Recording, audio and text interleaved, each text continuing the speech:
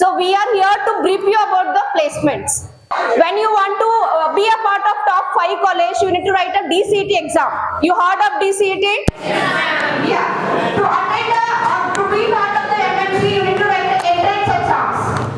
Correct? You need to prepare a quantitative question, reasoning questions, verbal abilities, resume building.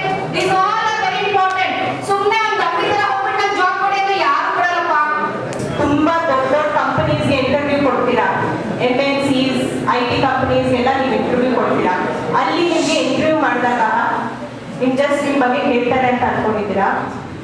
ಲಕ್ಷಾಂತರ ಜನ interview ಕೊಡ್ತಾರೆ ಒಂದು ಒಳ್ಳೆ ಕಂಪನಿಗೆ. ಸೊ ಅಷ್ಟು ಲಕ್ಷಾಂತರ ಜನನ ಫಿಲ್ಟರ್ ಮಾಡೋಕ್ಕಾಗಲ್ಲ ಅಂತಾನೆ ಒಂದು ಟೆಸ್ಟ್ ಇಡ್ತಾರೆ ನಿಮಗೆ. ಏನ್ ಟೆಸ್ಟ್ ಅದು?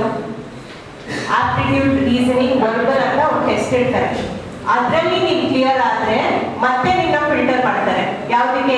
ಗ್ರೂಪ್ ಡಿಸ್ಕಷನ್ಸು, ಕಮ್ಯುನಿಕೇಶನು, ನೀವು ಹೆಂಗೆ ಒಂದು ಪ್ರಾಬ್ಲಮ್ ನ ಟ್ಯಾಕಲ್ ಮಾಡ್ತೀರಾ, ಇದರಲ್ಲಿ ಫಿಲ್ಟರ್ ಮಾಡ್ತಾರೆ.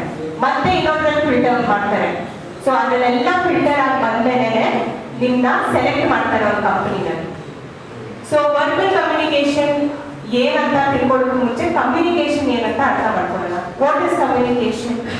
ಸಿ, ಕಮ್ಯುನಿಕೇಶನ್ ಅಂದ್ರೆ ನಾನು ಮಾತಾಡ್ತಾ ಇದ್ದೀನಿ ಡೇ ಟು ಡೇ ಲೈಫಲ್ಲಿ ಆ ಥರ ನಾನು ಹೇಳ್ತೇನೆ. Professionally what you mean by communication? ಒಂದು ಎಕ್ಸಾಂಪಲ್ ಕೊಡ್ತೀನಿ ನಿಮಗೆ. ಒಂದು ಕಂಪನಿನಲ್ಲಿ 8 hours ಆಫ್ ಜಾಬ್ ಮಾಡ್ತಾರೆ ಒಬ್ರು, ಅವರಿಗೆ 10,000 rupees ಸ್ಯಾಲರಿ ಸಿಗುತ್ತೆ. ಅದೇ ಪ್ಲೇಸಲ್ಲಿ ಅದೇ ಜಾಬ್ನಲ್ಲಿ ಇನ್ನೊಬ್ಬ 8 hours ಕೆಲಸ ಮಾಡ್ತಾರೆ, ಅವರಿಗೆ 25,000 rupees ಸ್ಯಾಲರಿ ಸಿಗುತ್ತೆ. ಅದೇ 8 hours ಆಫ್ ವರ್ಕ್ ಅಲ್ಲಿ ಇನ್ನೊಬ್ಬ ಜಾಬ್ ಮಾಡ್ತಾರೆ, ಅವರಿಗೆ 50,000 rupees ಸ್ಯಾಲರಿ ಸಿಗುತ್ತೆ.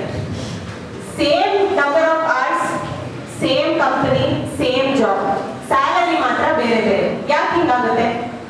ನಿಮ್ಮ ಹತ್ರ ನಾಲೆಜ್ ಇದೆ, ನಿಮ್ಗೆ ಗೊತ್ತಿದೆ, ನಿಮ್ಗೆ ತಿಳುವಳಿಕೆ ಇದೆ, ಎಲ್ಲ ಗೊತ್ತಿದೆ. ನೀವು ಹೆಂಗೆ ಎಕ್ಸ್ಪ್ರೆಸ್ ಮಾಡ್ತೀರಾ ಒಬ್ಬರಿಗೆ? ನೀವು ಕಮ್ಯುನಿಕೇಟ್ ಮಾಡೋಕ್ಕೆ ಬರ್ತಾ ಇಲ್ಲ ಅಂದ್ರೆ ಅದನ್ನ ಹೆಂಗೆ ಎಕ್ಸ್ಪ್ರೆಸ್ ಮಾಡ್ತೀರಾ? So it is not possible.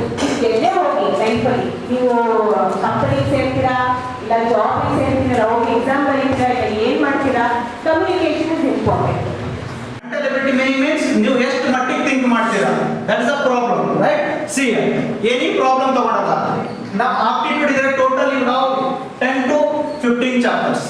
Aptitude ಅಲ್ಲಿ ಎಷ್ಟಿದೆ ನಮಗೆ? 10 to 15 ಚಾಪ್ಟರ್. ಅಂಡ್ ರೀಸನಿಂಗ್ ಅಲ್ಲೂ ಅಷ್ಟೇ ಇದೆ, 10 to 15 ಚಾಪ್ಟರ್.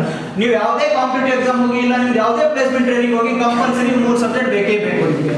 ಇದು ಕ್ರ್ಯಾಕ್ ಮಾಡಿದಾಗ ಮಾತ್ರ ನಿಮ್ಮ ಮುಂದೆ ನೆಕ್ಸ್ಟ್ ಗ್ರೂಪ್ ಡಿಸ್ಕಷನ್ ಇರುತ್ತೆ.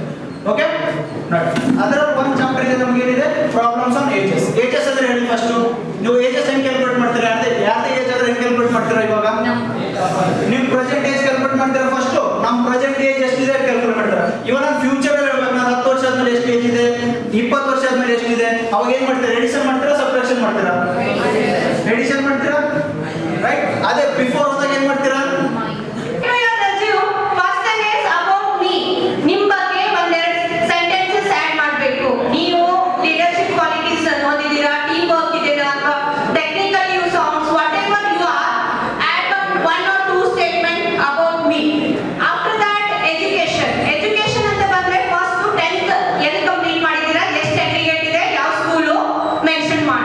ಅದಾದ್ಮೇಲೆ ನಿಮ್ಮ ಡಿಪ್ಲೊಮಾ ಡೀಟೇಲ್ಸ್, ಎಷ್ಟು ಅಗ್ರಿಗೇಟ್ ಇದೆ, ಯಾವ ಕಾಲೇಜು,